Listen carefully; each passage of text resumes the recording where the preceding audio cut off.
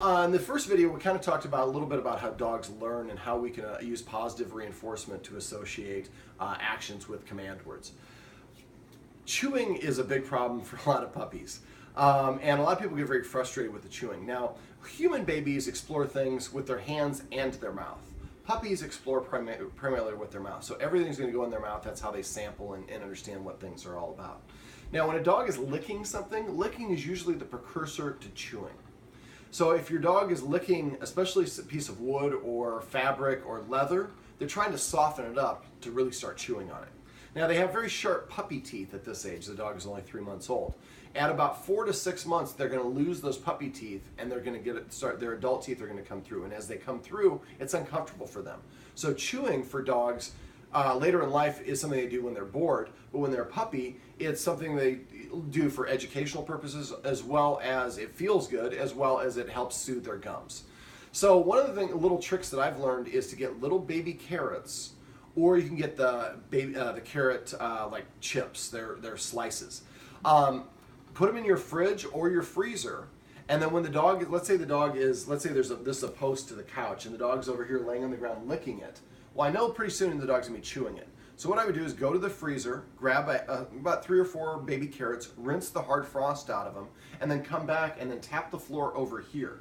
So the dog's orientated, laying down, looking here. So I hear a tap, and then you drop some things on the floor. Well, as a dog, I'm gonna turn around to see what those are, and I'll put this behind me, so out of sight is now out of mind.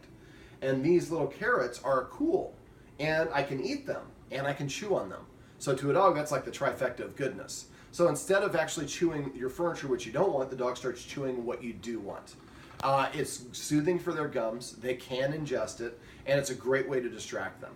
So when it comes to puppies chewing, it's really important that we don't get angry with them, because sometimes we make this a forbidden fruit if we really take it away or if we overreact. You want to be very casual, just redirect the dog like it's no big deal, and then the dog's chewing on this instead of that, and everybody's happy.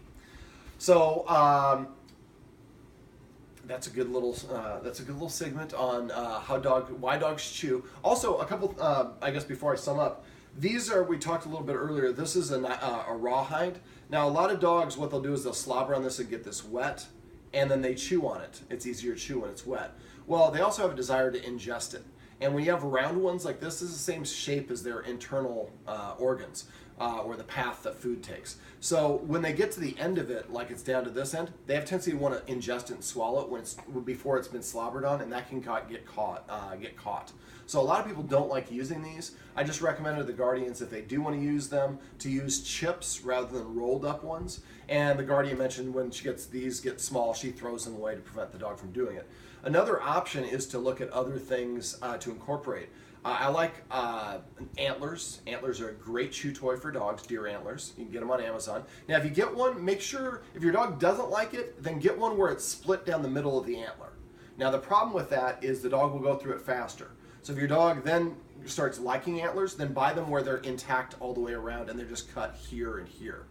I also like rigid nylobones. Now, their nylobones come in 3 kind of levels of. Some of them are like a cookie. Sometimes you see the package has 3 bones. One's a cookie, one's really rubbery and flexible, one's rigid. The rigid ones are the ones that we're looking for dogs that are teething. Now, as they chew on it, it will get rough. That's expected. Don't throw it away when it does that. It helps stimulate their gums. The other thing that I like using are actual, real bones. So it's white bone. It's been boiled, so there's nothing on it. There's no nastiness, but it gives dogs the ability to really chew, and dogs want to chew a lot from about 4 months till about 1.5 years. So I always tell my clients, you can decide what your dog's going to chew on, or your dog can decide, and I promise you, your dog will have more expensive taste. So antlers are expensive, but not as expensive as a couch. So what I would do is recommend you go get a whole bunch of appropriate chew toys. And when you get nylobones, they don't have to look like the cartoon bone. I have one that looks like a donut that's got a bunch of nubs and ribs on it. I've got one that looks like a forearm. I've got one that's a chicken, one that's a dinosaur, one that's a letter Y. So get some variety. You can even get some that are flavored. And then the other thing, when it comes to dog toys, get yourself a little dog box. Something that's low to the ground that your dog can easily get into, no lid, but has a little bit of weight to it. Dogs have a tendency to want to tip them over. And then at the end of every day, pick up all the toys, go put them back in the box. So for the dog, half of the fun is, oh, which toy am I going to play with now?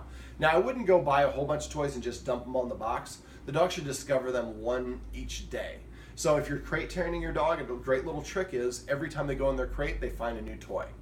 Well, hey, if every time I go in here I get a new toy, this is a good place to hang out.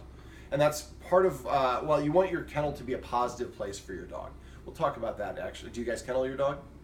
Okay, we'll talk about that in a separate video. But this is a good little synopsis of how you can distract your dog rather than making a big deal out of something and cause them to always want to chew up your couch, as opposed to a very casual redirection gets them to turn around and they start chewing carrots instead.